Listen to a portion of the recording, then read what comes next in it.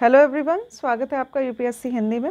हम लोग देख रहे हैं 108 दिन की सीरीज़, जिसमें हम लोग स्पेशली फोकस कर रहे हैं यूपी पीसीएस, आरओ और साथ ही स्टेट सर्विसेज के जो भी आने वाले आपके एग्ज़ाम हैं। पॉलिटी से रिलेटेड सीरीज़ चल रही है आपकी। टारगेट इतना है कि पॉलिटी से रिलेटेड कोई भी क्वेश्चन आएगा तो आप सभी क्वेश्चन करने के लिए तैयार रहेंगे। हर पॉइंट जो इस नोट्स में दिया हुआ है वो खुद में ही एक क्वेश्चन है, तो कभी भी जब आप नोट्स पढ़ें तो कोशिश ये करिए कि हर लाइन आपको क्लास में ही रिवाइज हो जाए, क्लास में ही याद हो जाए, ठीक है। और इसके बाद आप लोग अकॉर्डिंगली जो भी आपके प्रीवियस ईयर क्वेश्चन हैं, साथ ही जो भी पॉलिटी से रिलेटेड घटना चक्र में क्वेश्चंस दिए हुए हैं, वो सब आप लोग साथ साथ में प्रिपेयर करते रहिए, ठीक है। तो इससे आपकी जो भी आप लोगों का प्रिपरेशन है वो स्ट्रॉन्ग हो जाएगा, ठीक है। आज के लेक्चर में हम लोग स्टार्ट करेंगे वाइस प्रेसिडेंट के साथ। उपराष्ट्रपति का जो पद होता है उसके बारे में क्या ड्यूटीज़ होते हैं, उससे रिलेटेड क्या आर्टिकल्स होते हैं, इसके बारे में हम लोग डिटेल में चर्चा करेंगे। याद दिला देती हूँ कि ये टेलीग्राम चैनल है, यहाँ पे लिखा हुआ है टेलीग्राम चैनल, इसको आप लोग ज्वाइन कर सकते हैं। इससे पहले जो मैंने आप लोगों को दिखाया था लिंक, वहाँ पे स्पेलिंग गलत थी, ठीक है, तो इसको आप लोग करेक्ट कर लीजिएगा। दिस इज़, यहाँ पे ये जो लिखा हुआ है इसमें स्पेलिंग में मिस्टेक है, यहाँ पे सी मिसिंग है, but UPSC Hindi for CS जो है इसकी करेक्ट स्पेलिंग है। तो जिन्होंने भी ये ग्रुप ज्वाइन नहीं किया वो ज्वाइन कर सकते हैं। यहाँ पे पीडीएफ मिल जाएगा, इसके साथ ही आपको क्विज़ मिलते रहेंगे, तो आप लोगों की जो प्रिपरेशन है उसको एक सही डायरेक्शन मिलेगी इस टेलीग्राम चैनल को ज्वाइन करने के बाद, ठीक है। आई होप अब तक आपने जो भी क्लासेस की होगी वहाँ तक आपको सब कुछ समझ में आ गया होगा। जो लास्ट लेक्चर में हमने प्रेसिडेंट पढ़ा था, एक बहुत क्विकली मैं उसको रिवाइज़ करने की कोशिश करूँगी। अच्छा, रिवीजन इसलिए करवाया जाता है ताकि आपकी जो प्रिपरेशन है वो और स्ट्रॉन्ग बने, आपको पीछे जो भी चीज़ें पढ़ा दी गई है वो आपको याद होती रहे। ऐसा नहीं है कि हम लोग आगे कॉन्टिन्यूशन में बढ़ते जा रहे हैं और आप लोग पीछे की चीज़ें जो भी आप लोगों को टॉपिक्स पढ़ाए जा चुके हैं वो सभी आप लोग भूलते जा रहे हैं, ठीक है। तो ऐसा भूलना नहीं है, हमें सब कुछ याद रखना है, हर एक लाइन याद रखनी है जो भी इस नोट्स में प्रोवाइड की जा रही है। यही ब्यूटी होती है एक क्विक रिवीजन की, कि रिवीजन जो होता है वो आपको इस टाइप से करना रहता है कि उसमें जो भी टॉपिक्स आप लोग देख रहे हैं, जो भी एक शॉर्ट नोट्स आपको प्रोवाइड किया जा रहा है, इसको प्रॉपरली याद कर लीजिए आप लोग, ठीक है। ठीक है, तो भाग 5 आर्टिकल 51 जो है वो डीपीएसपी से रिलेटेड है। 51A हमारा फंडामेंटल ड्यूटीज़ से रिलेटेड है। इसके बाद आता है आर्टिकल 52 पार्ट 5। आर्टिकल 52 से हमारा स्टार्ट होता है प्रेसिडेंट। प्रेसिडेंट जो होता है वो हमारा प्रथम नागरिक होता है। इसके साथ ही आर्टिकल 52 के तहत ये बताया गया है कि भारत का एक राष्ट्रपति होगा। 53 में इसको सारी एग्जीक्यूटिव पावर ऑफ यूनियन दिया हुआ है। ये क्वेश्चन भी अक्सर पूछा जाता है कि who is the executive head of the union. तो उसमें आपको प्राइम मिनिस्टर टिक नहीं करना है, उसमें जो क्वेश्चन है उसके अकॉर्डिंगली जो आपका आंसर होगा वो होगा प्रेसिडेंट। प्रेसिडेंट जो होता है वो एग्जीक्यूटिव हेड होता है यूनियन का। ये क्वेश्चन डायरेक्टली पूछा जाता है, कंफ्यूज नहीं होना है, president is the correct answer, ठीक है। इसके बाद इससे रिलेटेड कुछ इसके इलेक्शन से रिलेटेड चीज़ें दी हुई है। तो आर्टिकल 54 जो है वो डिसाइड करता है कि कौन सभी लोग होंगे जो प्रेसिडेंट इलेक्शन के लिए वोट करेंगे, ठीक है। तो जो वोटिंग सिस्टम होता है उसके बारे में मैंने आपको बताया था डिटेल में। कौन लोग वोट करते हैं, तो सिर्फ इलेक्टेड मेंबर्स होते हैं जो कि लोकसभा, राज्यसभा, साथ ही जो स्टेट की जो विधानसभा होती है वहाँ से जो भी इलेक्टेड मेंबर्स होंगे वो सभी लोग वोट करेंगे। इसके साथ ही दिल्ली और पुदुचेरी की जो विधानसभा है उसको भी अधिकार दिया गया है। ये अधिकार 70th कॉन्स्टिट्यूशनल अमेंडमेंट एक्ट 1992 के बाद दिया गया था, ठीक है। तो ये भी इम्पॉर्टेंट हो जाता है, कॉन्स्टिट्यूशनल अमेंडमेंट एक्ट जो है 70th, ठीक है। दिल्ली और पुदुचेरी की ही विधानसभा को, उनके निर्वाचित सदस्यों को ही ये अधिकार प्राप्त है। इसके बाद आता है आर्टिकल 55 जिसमें इलेक्शन किस तरह होगा, इलेक्शन की पद्धति के बारे में दिया हुआ है। तो यहाँ पे एक प्रोपोर्शनल रिप्रेजेंटेशन होता है, अनुपातिक प्रतिनिधित्व के अनुसार वोटिंग सिस्टम होता है। इसका मतलब ये होता है कि हर स्टेट के जो व्यक्ति हैं जो वोट दे रहे हैं, एमएलए हैं, और साथ ही जो राज्यसभा लोकसभा के मेंबर्स हैं, इनको अपने स्टेट के हिसाब से एक वोटिंग की वैल्यू दी जाती है, ठीक है। जिस स्टेट की ज़्यादा पॉपुलेशन होती है उसके वोट की वैल्यू भी ज़्यादा होती है, और जिसकी पॉपुलेशन कम होती है इसकी वोटिंग वैल्यू भी कम होती है। ये जो फॉर्मूला होता है ये भी मैंने आपको बताया था लास्ट के लेक्चर में। इसके बाद जो सिस्टम होता है वोटिंग का, उसको हम लोग कहते हैं एकल संक्रमणीय मत, सिंगल ट्रांसफरेबल वोट, जिसमें एक लिस्ट बनाई जाती है और हर नाम के आगे एक बॉक्स बना रहता है। तो यहाँ पे बॉक्स में आपको 1 2 3 लिखना होता है, एंड अकॉर्डिंगली जो आपकी फ़र्स्ट प्रेफरेंस है पहले उसको देखा जाएगा कि यदि सभी ने उसको फर्स्ट प्रेफरेंस दिया है तो वही प्रेसिडेंट बन जाता है। बट यदि आपके प्रेफरेंस में जो व्यक्ति है वो सेकंड नंबर पे है, मतलब ये priority wise first second third fourth करके आप प्रायोरिटाइज करते हैं कि हम फर्स्ट नंबर पे इस व्यक्ति को एज अ प्रेसिडेंट देखना चाहते हैं, फिर सेकंड नंबर पे इस व्यक्ति को देखना चाहते हैं, थर्ड नंबर पे इस पे। तो ये पूरी एक सीरीज़ जो होती है वो उस तरह से एक आप इलेक्शन करवाया जाता है जिसमें सिंगल ट्रांसफरेबल वोट होता है। ठीक है, तो आपका वोट क्या होता है, ट्रांसफ़र हो जाता है। यदि फर्स्ट व्यक्ति जो है वो सभी के द्वारा पसंद नहीं किया गया तो सेकेंड वाला जो व्यक्ति है उसको प्रेसिडेंट बना दिया जाता है। ठीक है, तो यहाँ पे ये प्रोसेस होता है। ये दोनों ही जो वर्ड्स मैंने बोले हैं, proportional representation and single transferable vote system, ये दोनों वर्ड्स जो हैं ये आपको याद करने हैं, क्योंकि ये भी डायरेक्ट क्वेश्चन पूछे जाते हैं इससे रिलेटेड। इसके बाद जो सुप्रीम कोर्ट है उसी में हियरिंग हो सकती है, जो भी यदि कोई फ्लॉज पाए गए हैं, कोई तरीका नहीं सही पाया गया है इलेक्शन पद्धति में, तो ये सिर्फ जो सुनवाई है वो सुप्रीम कोर्ट में होती है। इसके बाद 58 में, आर्टिकल 58 में निर्वाचित से संबंधित कुछ क्राइटेरिया दिए हुए हैं, जैसे कि भारत का नागरिक होना चाहिए, 35 वर्ष की आयु पूरी कर चुका हो, इसके साथ ही लोकसभा के सदस्य निर्वाचित होने की योग्यता हो। वेरी इंपॉर्टेंट दिस इज, ये लाइन बहुत इंपॉर्टेंट है, क्योंकि अभी जैसे प्रेसिडेंट हम लोग पढ़ रहे हैं इसी तरह से हम लोग वाइस प्रेसिडेंट पढ़ेंगे। तो यहाँ पर मैं आपको डिफरेंस बताऊँगी कि प्रेसिडेंट की पोस्ट और वाइस प्रेसिडेंट की पोस्ट में जो एलिजिबिलिटी क्राइटेरिया है या फिर इलेक्शन से रिलेटेड जो डिफरेंस है वो हम लोग यहीं से समझ सकते हैं, इसलिए यहाँ पे ये रिवीजन भी काफ़ी इंपॉर्टेंट हो जाता है। तो यहाँ पे लोकसभा के सदस्य के निर्वाचित होने की योग्यता होनी चाहिए for the election of president. इसके बाद जो प्रेसिडेंट के जो उम्मीदवार बनते हैं उनमें 50 एज अ प्रपोजर होने चाहिए, प्रस्तावक होने चाहिए, और 50 अनुमोदक होने चाहिए, सेकेंडर्स या फिर इलेक्टर्स होने चाहिए। ठीक है, तो ये 50 का रेशियो होता है, 50 प्रपोजर्स एंड 50 इलेक्टर्स। उसके बाद हमने कुछ नाम देखे थे जो भारत के राष्ट्रपति बने हैं, साथ ही इनकी जो पद धारण की अवधि थी, जो इनका ड्यूरेशन था वर्किंग का, वो हमने सीरीज़ में देखा था, सीक्वेंस में देखा था, और इनके बारे में कुछ बातें जानी थी कि क्या इंपॉर्टेंट चीज़ें होती हैं और किस तरह से क्वेश्चन एग्जाम में जो भी क्वेश्चन पूछे जाते हैं। ठीक है, जैसे कौन से ऐसे प्रेसिडेंट हैं जो कि अनअपोज्ड जीते थे। ठीक है, तो वो थे नीलम संजीव रेड्डी। इसके बाद वीवी गिरी से रिलेटेड भी कुछ क्वेश्चंस पूछे जाते हैं, ये भी मैंने आपको लास्ट लेक्चर में बताया था। इसके बाद जो करंट प्रेसिडेंट है हमारी, उनके बारे में आप नाम जान सकते हैं। जब भी इलेक्शन होता है प्रेसिडेंट का तो एक जमानत राशि जमा करवाई जाती है, जो कि जिसका मूल्य है 15,000 रुपये, और यदि 1/6 वोट आपको नहीं मिलता है, टोटल वोट का 1/6 वोट नहीं मिलता है उस पर्टिकुलर व्यक्ति को, तो फिर ये जमानत राशि जो है वो जमा कर दी जाती है। उसके बाद आर्टिकल 56 में इसके ड्यूरेशन से रिलेटेड कुछ प्रावधान जो है वो दिए हुए हैं। आर्टिकल 56(1) का ए सब क्लॉज जो है वो ये बताता है कि भारत का जो राष्ट्रपति है वो अपना त्यागपत्र देगा उपराष्ट्रपति को। ठीक है, उसके बाद आर्टिकल 57 में राष्ट्रपति के पद के पुनः निर्वाचन की कुछ पात्रता दी हुई है, री इलेक्शन का क्राइटेरिया दिया हुआ है। 42वां संविधान संशोधन अधिनियम 1976 के तहत जो राष्ट्रपति के निर्वाचन है में जनसंख्या के तात्पर्य का जो वर्ष है वो 1971 का जो पॉपुलेशन था उससे क्राइटेरिया डिसाइड किया जाता है, जो प्रोपोर्शनल रिप्रेजेंटेशन है स्टेट का। ठीक है, अभी तक ये रिवाइज नहीं हुआ है। जो रिवीजन है जनगणना, जब 2026 के बाद जब जनगणना होगी, जब सेंसस जब होगा तब 2026 के बाद इसको चेंज किया जाएगा। अभी जो करंट डेटा है वो 1971 के अकॉर्डिंग लिया जाता है, ये भी मैंने आपको लास्ट लेक्चर में बताया। ठीक है, आर्टिकल 60 के अनुसार जो राष्ट्रपति है इसका जो शपथ ग्रहण होता है वो मुख्य न्यायाधीश या उसकी अनुपस्थिति में उच्चतम न्यायालय के जो ज्येष्ठतम न्यायाधीश होते हैं उनके प्रेजेंस में होता है। ठीक है, तो यहाँ पे याद रखना है चीफ जस्टिस ऑफ इंडिया जो है वो शपथ ग्रहण करवाता है। फिर यहाँ पे इसके वेतन से रिलेटेड भी कुछ आंकड़े दिए हुए हैं, जैसे 5 लाख रुपए प्रति माह दिए जाते हैं जो कि कंसोलिडेटेड फंड ऑफ इंडिया से जाते हैं, संचित निधि से दिए जाते हैं।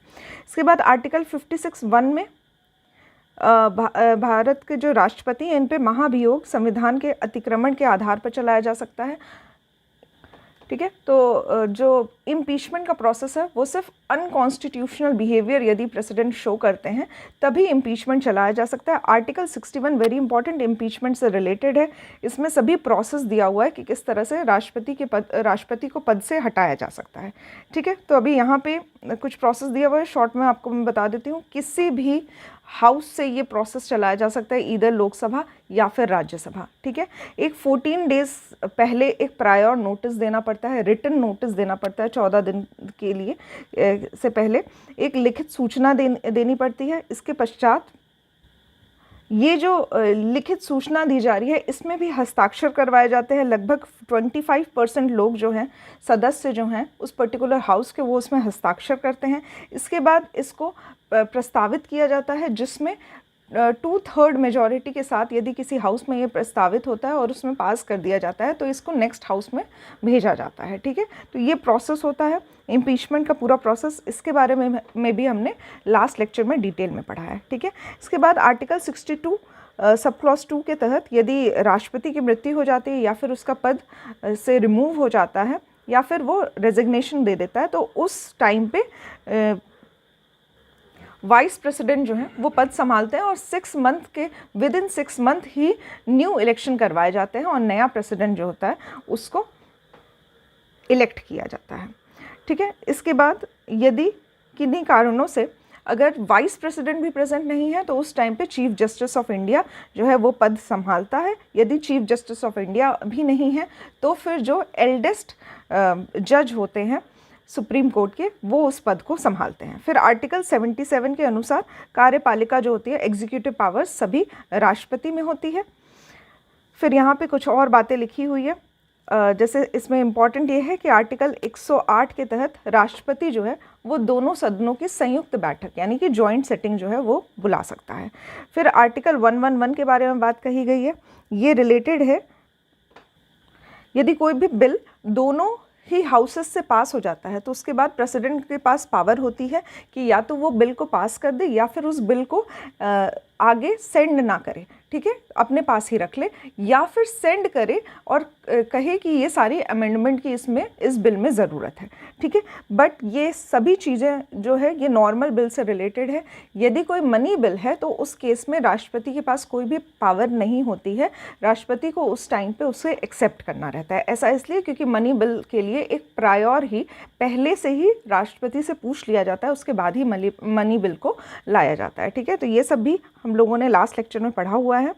इसके बाद जो ये तीनों ऑप्शंस थे, या तो बिल को पास करना है या फिर बिल को रोक देना है या फिर अमेंडमेंट के लिए भेज देना है। ठीक है, ये सभी पावर भी हम लोगों ने लास्ट लेक्चर में डिस्कस किया है। इसके बाद आर्टिकल 123 के तहत राष्ट्रपति जो है वो अध्यादेश जारी कर सकता है। ये जो ऑर्डिनेंस है ये वैलिड रहता है 6 मंथ के लिए। यदि सेशन स्टार्ट हो जाता है उस टाइम पे तो 6 वीक का टाइम दिया जाता है। ठीक है, तो याद रखिएगा 6 वीक का टाइम दिया जाता है इस ऑर्डिनेंस को एक्सेप्ट करने के लिए। अगर 6 वीक में एक्सेप्ट हो जाता है तो ये बिल या फिर एक्ट बन जाता है, अदरवाइज़ ये कैंसिल हो जाता है। ठीक है, तो यहाँ पे ये दोनों ही याद रखना है आपको कि 6 मंथ के लिए अगर सेशन में नहीं है और जैसे ही सेशन में आता है वैसे ही 6 वीक का टाइम दिया जाता है पास करने के लिए। इसके बाद आर्टिकल 72 में राष्ट्रपति को क्षमादान की शक्ति प्रदान की गई है। इसके भी बारे में मैंने आपको डिटेल में बताया था। पूर्ण क्षमा देता है या फिर प्रकृति बदल सकता है या फिर उसको क्षमा को कम कर सकता है या फिर दोनों कर सकता है, या तो प्रकृति भी बदल देगा और साथ ही उसका ड्यूरेशन जो है वो भी कम कर देगा। ठीक है, तो ये भी पावर्स राष्ट्रपति के पास होती है। इसके बाद आर्टिकल 143 में राष्ट्रपति को उच्चतम न्यायालय से परामर्श का अधिकार दिया हुआ है। ठीक है, बट यहाँ पे ये जो परामर्श होता है ये राष्ट्रपति की इच्छा पे निर्भर करता है कि वो परामर्श ले तो सकता है, लेकिन यदि कोई परामर्श दिया गया है उच्चतम न्यायालय की तरफ से तो वो बाध्य नहीं होता है उसको मानने के लिए। ठीक है, ये भी आप याद कर सकते हैं। आर्टिकल 143, इस पर भी डायरेक्ट क्वेश्चन पूछे जाते हैं। ठीक है, इसके बाद यहाँ पे जो अनुसूचित क्षेत्र है वो घोषित करने का अधिकार जो है ये राष्ट्रपति के पास होता है। ठीक है, यहाँ पे एंड होता है हम लोगों का प्रेसिडेंट। जो भी इंपॉर्टेंट बातें थी प्रेसिडेंट से रिलेटेड वो सभी मैंने आपको बता दी है। क्वेश्चन अगर आप लोग करेंगे तो आपको और भी एडिशनल डेटा मिलता है, तो इसलिए क्वेश्चन ज़रूर से किया करिए प्रीवियस ईयर और साथ ही घटना चक्र के क्वेश्चंस। ठीक है, आज हम लोग स्टार्ट करेंगे हमारे नए टॉपिक के साथ जो है उपराष्ट्रपति, वाइस प्रेसिडेंट। ठीक है, तो स्टार्ट करते हैं विद द टॉपिक। सबसे पहले है भारत में उपराष्ट्रपति का पद जो है वो अमेरिका के उपराष्ट्रपति की तर्ज पे बनाया गया है। तो सोर्स आपको पता चल गया कि कहाँ से लिया गया है, तो अमेरिका के वाइस प्रेसिडेंटशिप से लिया गया है। आधिकारिक क्रम में यह पद राष्ट्रपति के बाद आता है। ठीक है, तो ये एक ऑर्डर ऑफ प्रेसिडेंस होता है, प्रेसिडेंस, उसके बारे में हम लोग डिटेल में पढ़ेंगे किस ऑर्डर में किस पर्टिकुलर मिनिस्टीरियल पोस्ट को लिया जाता है। तो यहाँ पे प्रेसिडेंट का फर्स्ट सिटीजनशिप माना गया है, फर्स्ट सिटीजन माना गया है, तो प्रेसिडेंट इज़ फर्स्ट सिटीजन। उसके बाद सेकेंड जो ऑर्डर आता है उसमें आता है वाइस प्रेसिडेंट। आर्टिकल 63 के अनुसार भारत का एक उपराष्ट्रपति होगा। ठीक है, तो यहाँ पे article 63 is related to vice president of India. Article 67 के तहत उपराष्ट्रपति राज्यसभा का पदेन सभापति, जिसको एक्स ऑफिशियो चेयरमैन कहा जाता है, तो यहाँ पे इसकी जिम्मेदारियों के बारे में बताया गया है। तो आर्टिकल 64 इज़ रिलेटेड कि राज्यसभा का जो एक्स ऑफिशियो चेयरमैन होगा वो वाइस प्रेसिडेंट होगा। ठीक है, जिस अवधि के दौरान उपराष्ट्रपति अनुच्छेद 65 के अधीन राष्ट्रपति के कृत्यों का निर्वहन करता है, उस दौरान वह राज्यसभा के सभापति के पद के कर्तव्यों का पालन नहीं करेगा। ठीक है, तो यहाँ पे एक डिफरेंस बताया गया है। आर्टिकल 63, 64 हमने समझ लिया। 65 में ऐसा कहा गया है कि अगर कोई प्रेसिडेंट जो है उसकी सीट वेकेंट हो जाती है तो vice president as a president work करते हैं। ठीक है, लेकिन उस टाइम पे वो राज्यसभा के जो एक्स ऑफिशियो चेयरमैन है उस पद पर नहीं रहेंगे। ठीक है, उस टाइम वो fully as a president work करेंगे, कार्यवाहक प्रेसिडेंट की तरह ही कार्य करेंगे, ऐसा आर्टिकल 65 में लिखा हुआ है। और इसके साथ ही आर्टिकल 97 के तहत जो सभापति का मतलब जो पर्टिकुलर उनका वेतन होता है राज्यसभा के एक्स ऑफिशियो चेयरमैन का, उसके वो हकदार नहीं होंगे, उनको एज अ कार्यवाहक प्रेसिडेंट का वेतन मिलेगा। ठीक है, तो एक बार में वो एक ही ड्यूटी कर सकते हैं, दो ड्यूटी एक साथ नहीं संभाल सकते हैं। ठीक है, as a vice president he is a ex officio chairman of Rajya Sabha, but अगर प्रेसिडेंट की सीट वेकेंट है और वाइस प्रेसिडेंट एज अ कार्यवाहक प्रेसिडेंट काम कर रहा है, उस टाइम पे वो एक ही पोस्ट संभालेंगे। ठीक है, ऐसा आर्टिकल 65 में कहा गया है। और वेतन के बारे में बात जो है वो आर्टिकल 97 में कही गई है। यहाँ पे इम्पॉर्टेंट जो है वो आर्टिकल 65 होता है, इस पे क्वेश्चन डायरेक्ट पूछे जा सकते हैं। ठीक है, तो यहाँ पे ये आर्टिकल याद कर सकते हैं आप। इसके साथ ही अब हम लोग देखेंगे इनके इलेक्शन से रिलेटेड। तो भारत का जो उपराष्ट्रपति होता है, इसका चुनाव जो होता है वो दोनों सदनों के निर्वाचित और मनोनीत दोनों सदस्यों द्वारा किए जाते हैं। ठीक है, तो इससे पहले जब हमने प्रेसिडेंट के इलेक्शन देखा था तो वहाँ पे सिर्फ इलेक्टेड मेंबर्स को ही ये वोटिंग का राइट दिया हुआ था। इलेक्टेड मेंबर्स जिसमें दोनों हाउसेस के मेंबर्स, लोकसभा, राज्यसभा, इसके साथ साथ स्टेट की विधानसभाओं के जो इलेक्टेड मेंबर्स हैं उनको भी ये राइट दिया हुआ था। बट यहाँ पे जो वाइस प्रेसिडेंट का इलेक्शन है वो काफ़ी डिफरेंट है प्रेसिडेंट के इलेक्शन से। यहाँ पे इलेक्टेड मेंबर्स और साथ ही नॉमिनेटेड मेंबर्स, दोनों ही मेंबर्स को दोनों हाउसेस के, लोकसभा और राज्यसभा के दोनों हाउसेस के इलेक्टेड और नॉमिनेटेड मेंबर्स को वोटिंग में पार्टिसिपेट करने का राइट दिया हुआ है। ठीक है, स्टेट लेजिस्लेटिव असेंबली से इसका कोई भी रिलेशन नहीं है। स्टेट के कोई भी मेंबर्स जो होते हैं वो इलेक्शन में पार्ट नहीं लेते हैं। ठीक है, तो यहाँ पे ये इलेक्शन का जो इलेक्टोरल कॉलेज है ये आप याद कर सकते हैं, इस पर भी डायरेक्ट क्वेश्चन पूछे गए हैं। इसके बाद आर्टिकल 66 सब क्लॉज 1, इसके अनुसार उपराष्ट्रपति का जो निर्वाचन होगा वो अनुपातिक प्रतिनिधित्व पद्धति के अनुसार एकल संक्रमणीय मत के द्वारा होता है। ये भी दोनों वर्ड्स मैंने आपको बताए थे, प्रोपोर्शनल रिप्रेजेंटेशन और single transferable voting system, similar to the voting system of president. तो यहाँ पर भी हर लोकसभा मेंबर जो पर्टिकुलर स्टेट को रिप्रेजेंट कर रहे हैं उनकी वोटिंग वैल्यू अलग होगी। वोटिंग वैल्यू डिसाइड की जाती है एक पर्टिकुलर स्टेट की जो पॉपुलेशन होगी उसके अकॉर्डिंग। जैसे कि यूपी की पॉपुलेशन ज़्यादा है तो यूपी की जो वोटिंग वैल्यू है, एक पर्टिकुलर पर्सन जो कि लोकसभा में यूपी के तरफ से गया है तो उसकी वोटिंग वैल्यू काफ़ी ज़्यादा होती है इन कंपैरिजन टू यदि कोई व्यक्ति गोवा या फिर सिक्किम का है। ठीक है, तो यहाँ पे वोटिंग वैल्यू जो है वो ज़्यादा होने की वजह से, डिफरेंट होने की वजह से इसको प्रोपोर्शनल रिप्रेजेंटेशन कहते हैं। और जो वोटिंग सिस्टम होती है वो एक सिंगल ट्रांसफरेबल वोटिंग सिस्टम होती है जिसमें एक पर्टिकुलर पर्सन किसी एक व्यक्ति को वोट नहीं देता है, एक सीरीज़ में वोट देता है, 1 2 3 एक सीक्वेंस दिया जाता है जिसमें हर मेंबर के आगे एक बॉक्स बना रहता है, उसमें एक कुछ नंबर्स लिखने होते हैं। ठीक है, तो ये सिंगल ट्रांसफरेबल वोट होता है और इसको इनडायरेक्ट इलेक्शन कहा जाता है। ठीक है, फिर आता है आर्टिकल 66 सब क्लॉज 3। इसके तहत उपराष्ट्रपति पद के लिए योग्यता के बारे में बताया गया है। तो क्राइटेरिया जो होती है, सबसे पहले भारत का नागरिक हो, दूसरा 35 वर्ष की आयु पूरी कर चुका हो, और तीसरा यहाँ पे राज्यसभा के सदस्य निर्वाचित होने के लिए योग्य हो। वेरी इंपॉर्टेंट दिस इज, क्योंकि जब हमने प्रेसिडेंट पढ़ा था तो उसमें हमने देखा था कि सिटीजनशिप होनी चाहिए इंडिया की, साथ ही 35 ईयर्स ऑफ एज होनी चाहिए, बट वहाँ पे एज अ लोकसभा मेंबर होने के लिए आपका जो एलिजिबिलिटी होगा वो होना चाहिए। तो as a Lok Sabha member, but इस केस में हमारा जो होता है वो राज्यसभा मेंबर होने के लिए योग्य होता है। ठीक है, तो Rajya Sabha as a Rajya Sabha member election जो आपका एलिजिबिलिटी क्राइटेरिया होता है उसको मीट करना होता है। ठीक है, तो यहाँ पे ये भी इम्पोर्टेंट हो जाता है, वेरी इंपॉर्टेंट। भारत के उपराष्ट्रपति को राज्यसभा के सभापति पद के लिए वर्तमान में 4 लाख रुपए प्रति माह वेतन जो है वो दिया जा रहा है, और ये 2018 में इसको रिवाइज किया गया था। ठीक है, तो यहाँ पे जो करंट वैल्यू है इनकी सैलरी की वो है 4 लाख रुपीज़ पर मंथ। उपराष्ट्रपति को उपराष्ट्रपति पद के लिए वेतन नहीं प्राप्त होता है, बल्कि राज्यसभा के सभापति के रूप में वेतन प्राप्त होता है। ये भी लाइन काफ़ी इंपॉर्टेंट हो जाती है। As a ex officio chairman of Rajya Sabha, vice president को जो सैलरी है वो मिलती है। उसके बाद आर्टिकल 67 के अनुसार उपराष्ट्रपति का जो कार्यकाल होगा पद ग्रहण की तिथि से 5 वर्षों तक का होगा। ठीक है, तो यहाँ पे ये भी लाइन इंपॉर्टेंट रहती है। इसका जो ड्यूरेशन है वो है 5 years from the date of joining.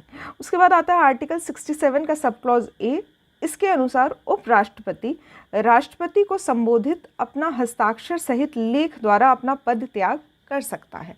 ठीक है, तो आर्टिकल 67 सब क्लॉज ए में उपराष्ट्रपति जो है वो अपना रेजिग्नेशन जो है वो प्रेसिडेंट को देगा। उसके बाद आर्टिकल 67 जैसे सब क्लॉज ए था, अब सब क्लॉज बी है। इसमें उपराष्ट्रपति राज्यसभा के ऐसे संकल्प द्वारा अपने पद से हटाया जा सकता है जिसे राज्यसभा के तत्कालीन समस्त सदस्यों के बहुमत ने पारित किया गया हो। ठीक है, तो आर्टिकल 67 में रिमूवल ऑफ वाइस प्रेसिडेंट के बारे में बताया गया है, जिसमें सब क्लॉज ए में दिया हुआ है कि यदि रिज़ाइन करता है कोई वाइस प्रेसिडेंट तो अपना रेजिग्नेशन लेटर देगा प्रेसिडेंट को। सब क्लॉज बी में बताया गया है कि अगर कोई पर्टिकुलर वाइस प्रेसिडेंट को रिमूव करना है तो जो रिजोल्यूशन है ये पास किया जाएगा राज्यसभा के द्वारा बाय द 2/3 मेजॉरिटी। ठीक है, तो यहाँ पे जो रिजोल्यूशन है ये राज्यसभा से ही लाया जा सकता है, और इसको अगर एक बार ये पास हो जाता है राज्यसभा से, उस टाइम पे इसको लोकसभा द्वारा भी एग्री होना होता है, तब वाइस प्रेसिडेंट को रिमूव किया जा सकता है। ठीक है, आर्टिकल 69 में जब शपथ ग्रहण है उसके बारे में कहा गया है। तो यदि वाइस प्रेसिडेंट शपथ ग्रहण करता है तो वो जो करेंटली प्रेसिडेंट होते हैं, राष्ट्रपति होते हैं, इनके समक्ष शपथ ग्रहण किया जाता है। यदि राष्ट्रपति प्रेजेंट नहीं है तो राष्ट्रपति द्वारा ही नियुक्त कोई व्यक्ति होता है, उनके समक्ष पद का ग्रहण किया जाता है, शपथ ली जाती है। ठीक है, यहाँ पे कुछ वाइस प्रेसिडेंट्स के नाम लिखे हैं और उनके कार्यकाल के बारे में बताया गया है। जो first vice president of India थे वो थे डॉक्टर सर्वपल्ली राधाकृष्णन। इनका जो ड्यूरेशन था वो था 1952 से 1962, 10 वर्षों के लिए। इसके बाद आते हैं डॉक्टर जाकिर हुसैन, 1962 से 67, फिर वीवी गिरी 67 से 69। तो यहाँ पे देख सकते हैं कुछ नाम ऐसे हैं जो कि पहले वाइस प्रेसिडेंट थे, बाद में ये प्रेसिडेंट भी बनते हैं। इसके बाद आते हैं गोपाल स्वरूप पाठक जो कि 1967 से 74 तक है। फिर बीडी जट्टी, इनका भी नाम है 1974 से 1979, ये भी एज अ कार्यवाहक प्रेसिडेंट वर्क कर चुके हैं। उसके बाद एम हिदायतुल्ला, ये चीफ जस्टिस रहे हैं और ये भी एज अ प्रेसिडेंट भी वर्क कर चुके हैं 1979 से 1984। नेक्स्ट इम्पॉर्टेंट है आर वेंकट रमन 1984 से 1987, शंकर दयाल शर्मा 1987 से 1992, देन के आर नारायणन 1992 से 1997, डॉक्टर के कृष्णकांत, भैरव सिंह शेखावत, मोहम्मद हामिद अंसारी 2007 से 2017, फिर एम वेंकैया नायडू 1917 से ये, ठीक है। तो यहाँ पे 2022 तक रहे हैं एम वेंकैया नायडू। और इसके बाद जो currently vice president of India हैं ये हैं जगदीप धनखड़, ठीक है, इंपॉर्टेंट नाम है, ये भी आपको पता होना चाहिए। यहाँ पे एंड होता है आप लोगों का vice president of India. Vice president of India के बाद अब हम लोग पढ़ेंगे केंद्रीय मंत्री परिषद, द काउंसिल ऑफ मिनिस्टर्स के बारे में। सो स्टार्ट करते हैं विद द टॉपिक। केंद्रीय मंत्री परिषद में प्रधानमंत्री, कैबिनेट मंत्री, राज्य मंत्री और उप मंत्री शामिल होते हैं, ठीक है। तो ये 4 मेंबर्स मिलके केंद्रीय मंत्री परिषद यानी कि काउंसिल ऑफ मिनिस्टर्स का फॉर्मेशन करते हैं। सबसे पहला है prime minister of India, next है कैबिनेट मिनिस्टर, स्टेट के मिनिस्टर्स और साथ ही डेप्यूटी मिनिस्टर्स, ठीक है। तो यहाँ पे जैसे एक प्राइम मिनिस्टर होते हैं, इनके अंडर में कैबिनेट मिनिस्टर्स होते हैं, फिर मिनिस्टर ऑफ स्टेट्स होते हैं और ministers of state independent charge होते हैं जिसको राज्य मंत्री कहा जाता है और इसको राज्य मंत्री या फिर उप मंत्री कहा जाता है, ठीक है। तो यहाँ पे हम लोग देखेंगे, ठीक है। तो यहाँ पे मैं आपको एक एडिशनल इन्फॉर्मेशन दे रही हूँ जो करेंटली हमारे जो नई मिनिस्ट्रीज़ फॉर्म हुई है उसमें किस टाइप से किस पर्सन को कौन सा पोर्टफोलियो मिला है, ये हम लोग डिटेल में जानेंगे। तो यहाँ पे आपका करंट का भी जो न्यूज़ है वो भी कवर अप हो जाएगा, ठीक है। तो यहाँ पे स्टार्ट करते हैं 2024 में जो कैबिनेट मिनिस्टर्स हैं इनकी संख्या 31, अगर प्राइम मिनिस्टर को भी ऐड कर दिया जाए इसमें, ठीक है। तो total cabinet ministers is 31, minister of states जो कि इंडिपेंडेंट चार्ज में है वो हैं 5 और मिनिस्टर्स ऑफ स्टेट हो जाते हैं 36, ठीक है, 36। इस तरह से जो टोटल नंबर्स हैं वो है 72। यहाँ पे एक और चीज़ काफ़ी इंपॉर्टेंट है, अक्सर हम लोगों से जो फर्स्ट कैबिनेट फॉर्म हुई थी इंडिया में आफ्टर इंडिपेंडेंस उससे रिलेटेड भी क्वेश्चन पूछे जाते हैं, तो ये भी हम लोग एक शॉर्ट में देख लेते हैं। तो फर्स्ट जो प्राइम मिनिस्टर फॉर्म हुए थे वो थे जवाहरलाल नेहरू, बताने की ज़रूरत नहीं है इसको। होम मिनिस्टर वो सरदार वल्लभ भाई पटेल। एजुकेशन मिनिस्टर काफ़ी इंपॉर्टेंट है, अक्सर क्वेश्चन पूछे जाते हैं इससे भी, मौलाना अबुल कलाम आज़ाद। खाद्य और कृषि मंत्री food and agriculture minister was doctor Rajendra Prasad. रक्षा मंत्री डिफेंस मिनिस्टर जो हैं वो सरदार बलदेव सिंह है। अभी यहाँ पे मैं आपको एक और चीज़ बताती हूँ कि यहाँ पे ये जो फर्स्ट कैबिनेट है आफ्टर इंडिपेंडेंस है, इसके पहले एक इंटरिम गवर्नमेंट फॉर्म हुई थी, ठीक है। इंटरिम गवर्नमेंट 1946 में जो फॉर्म हुई थी उससे कंफ्यूज नहीं होना है, ठीक है। ये है कैबिनेट मिनिस्ट्री जो फॉर्म हुई थी आफ्टर इंडिपेंडेंस, ठीक है। तो डिफेंस मिनिस्टर है सरदार वल्लभ सिंह। उसके बाद आते हैं फाइनेंस मिनिस्टर, ये हैं आर के शंमुगम शेट्टी, ठीक है। ये नाम काफ़ी इंपॉर्टेंट है क्योंकि ये भी मैंने देखा है कि direct PYQ previous year question पूछा गया है इसके बारे में भी। Law minister doctor BR Ambedkar हैं। इसके बाद आते हैं श्रम मिनिस्टर, लेबर मिनिस्टर जो हैं वो हैं जगजीवन राम। स्वास्थ्य मंत्री हेल्थ मिनिस्टर राजकुमारी अमृत कौर, काफ़ी इंपॉर्टेंट नाम है ये भी। संचार मिनिस्ट्री कम्युनिकेशन मिनिस्टर जो हैं वो हैं रफ़ी अहमद किदवई, ठीक है। तो यहाँ पे फ़ोटो भी आप देख सकते हैं ये सभी लोगों की जो भी बने हुए हैं। उद्योग और आपूर्ति मंत्री इंडस्ट्रीज़ एंड सप्लाईज मिनिस्टर ये हैं डॉक्टर श्यामा प्रसाद मुखर्जी। ठीक है। इससे भी रिलेटेड काफ़ी न्यूज़ आप देख सकते हैं कि बीजेपी के जो फाउंडर मेंबर्स हैं इनको ये माना जाता है, और अक्सर जो बीजेपी द्वारा कोई पॉलिसीज़ चलाई जाती है तो वो अक्सर इनके नाम से होती है। ठीक है, तो डॉक्टर श्यामा प्रसाद मुखर्जी, ये भी नाम काफ़ी इंपॉर्टेंट हो जाता है। इसके बाद वाणिज्य मंत्री जो हैं वो कॉमर्स मिनिस्टर, ये CH भाभा थे। ठीक है, ठीक है, तो यहाँ पे CH भाभा की जो फोटो है ये भी आप देख सकते हैं। इसके बाद आते हैं रेल और परिवहन मंत्री, railways and transport minister John Mathai. ठीक है, डॉक्टर जॉन मथाई। नेक्स्ट है works mines and power minister, कामकाज, खान और बिजली मंत्री, ये थे VN गाडगिल। ठीक है, यहाँ पे हिंदी में लिखा हुआ है VP गाडगिल, ये है। ठीक है, तो यहाँ पे ये गलत लिखा हुआ है, इनका नाम है VN विष्णु नरहर गाडगिल। ठीक है, नेक्स्ट हम लोग देखेंगे 2024 का जो नया मंत्रिमंडल है इसके बारे में अब हम लोग देखेंगे। तो यहाँ पे सबसे पहले है नरेंद्र मोदी, जो हमारे प्रेसिडेंट बने हैं 2024 में। इन्होंने जो प्राइम मिनिस्टर बने हैं 2024 में।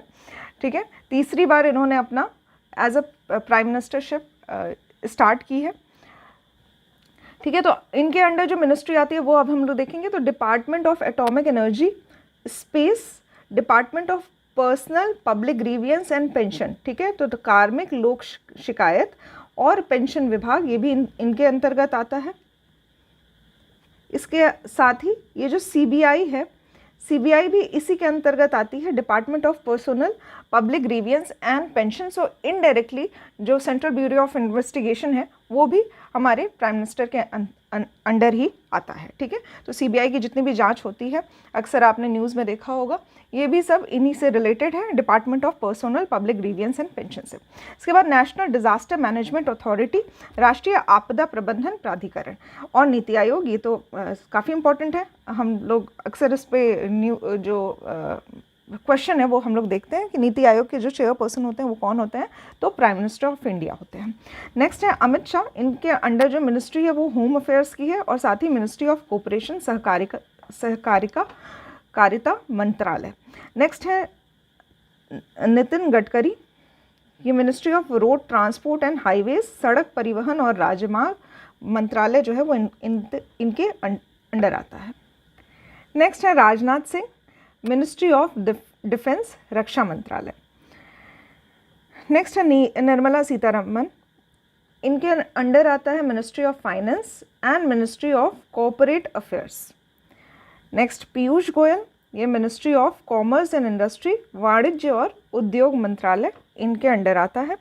S जयशंकर, ये संभाल रहे हैं विदेश मंत्रालय, मिनिस्ट्री ऑफ एक्सटर्नल अफेयर्स। तो यहाँ पे हम देख सकते हैं कि जो लास्ट कैबिनेट मिनिस्ट्री थी उसमें से मोस्टली पोर्टफोलियो कॉमन रखे गए हैं, कुछ चेंजेस भी किए गए हैं। ठीक है, तो लास्ट मिनिस्ट्री में भी मिनिस्ट्री ऑफ एक्सटर्नल अफेयर्स थे हमारे S Jaishankar, right now also currently ये उसी पोर्टफोलियो पे वर्क कर रहे हैं। इसके बाद जगत नारायण नड्डा, JP नड्डा नाम से फेमस है ये, तो ये ministry of health and family welfare देखते हैं। इसके साथ ही ये ministry of chemicals and fertilizers, उर्वरक और रसायन मंत्रालय भी इनके अंडर आता है।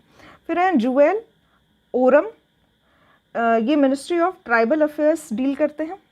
Jyotiraditya Scindia, ministry of communication. Ashwini Vaishnaw, ये मिनिस्ट्री ऑफ रेलवे और साथ ही ministry of electronic and information technology, MeitY के नाम से जाना जाता है, ये भी संभाल रहे हैं। ठीक है,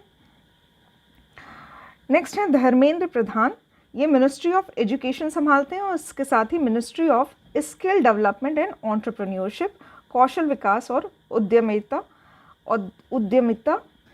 मंत्रालय।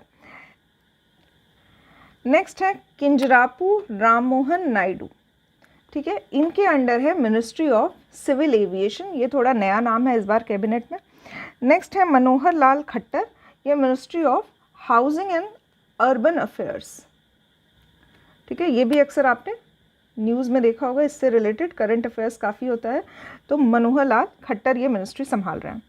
फिर है HD कुमारस्वामी, इनके अंडर है ministry of steel. CR Patil, ministry of जल शक्ति, ठीक है, जल शक्ति मंत्रालय। फिर है शिवराज सिंह चौहान, इनके अंडर आता है मिनिस्ट्री ऑफ रूरल डेवलपमेंट, ग्रामीण विकास मंत्रालय और साथ ही ministry of agriculture and farmers welfare. Gajendra Singh Shekhawat, इनके अंडर आता है ministry of tourism and ministry of culture. Next important नाम है चिराग पासवान, नए मिनिस्टर हैं ये भी कैबिनेट में, ministry of food processing industries इनके अंडर आती है। इसके बाद है जी किशन रेड्डी, इनके अंडर आता है ministry of coal and mines. Hardeep Singh Puri, इनके अंडर है ministry of petroleum and natural gas. Annapurna Devi, ministry of women child and development, women and child development.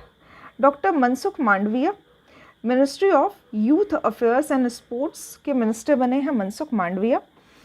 Giriraj Singh, ये मिनिस्ट्री ऑफ टेक्सटाइल्स देख रहे हैं। Bhupendra Yadav, ministry of environment, forest and climate change, very important. Bhupendra Yadav ministry संभाल रहे हैं पर्यावरण, वन, जलवायु परिवर्तन मंत्रालय। इसके बाद आते हैं राजीव रंजन सिंह, जिनको लल्लन सिंह भी कहा जाता है, इनके अंडर आती है मिनिस्ट्री ऑफ पंचायती राज, साथ ही मत्स्य पशुपालन और डेयरी मंत्रालय। फिर है सर्बानंद सोनोवाल, ये ministry of ports, shipping and waterways संभाल रहे हैं। तो ये सभी जो हैं ये कैबिनेट मिनिस्टर्स हैं। इसके साथ ही कुछ और भी नाम दिए हुए हैं, जैसे कि Pralhad Joshi, ministry of consumer affairs, food and public distribution. इसके साथ ही very important ministry of new and renewable energy, ठीक है, नई और नवीकरणीय ऊर्जा मंत्रालय, ये इनके अंडर आती है प्रहलाद जोशी।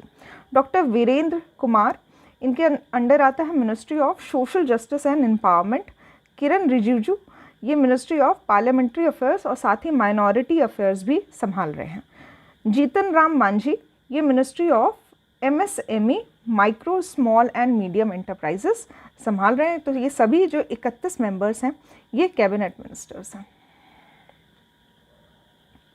ठीक है। तो यहाँ पे आप लिंक कर सकते हैं कि किस तरह से जो करंट कैबिनेट मिनिस्टर्स हैं वो फॉर्म हुआ है, और जो हमारे कॉन्स्टिट्यूशन में कैबिनेट मिनिस्टर्स के बारे में जो भी आर्टिकल्स दिए हुए हैं या फिर जो भी प्रोविजंस दिए हुए हैं उससे आप लोग इसको लिंक कर सकते हैं। जो भी इंपॉर्टेंट आर्टिकल्स होगा हमारे कॉन्स्टिट्यूशन में दिया हुआ काउंसिल ऑफ मिनिस्टर्स से रिलेटेड, वो हम लोग देखेंगे, ठीक है। तो यहाँ पे आज का लेक्चर हम लोग एंड करते हैं। इसके साथ ही मैं कुछ क्वेश्चंस आप लोगों से पूछ लेती हूँ, जिससे आप लोगों का कंप्लीट जो है वो रिवीजन होता जाएगा और साथ ही एक नॉलेज टेस्ट हो जाएगी कितना आप लोगों को याद है, ठीक है। एक पर्टिकुलर चैप्टर से कितनी टॉपिक्स आप लोगों को कवर अप हो गए हैं, ठीक है। तो फर्स्ट क्वेश्चन है हमारा कि जो वाइस प्रेसिडेंट का इलेक्टोरल कॉलेज होता है, ठीक है, मतलब कौन से ऐसे व्यक्ति हैं जो वाइस प्रेसिडेंट के इलेक्शन में पार्ट ले सकते हैं, पहले तो आपको वो बताना है। तो वाइस प्रेसिडेंट का इलेक्टोरल कॉलेज,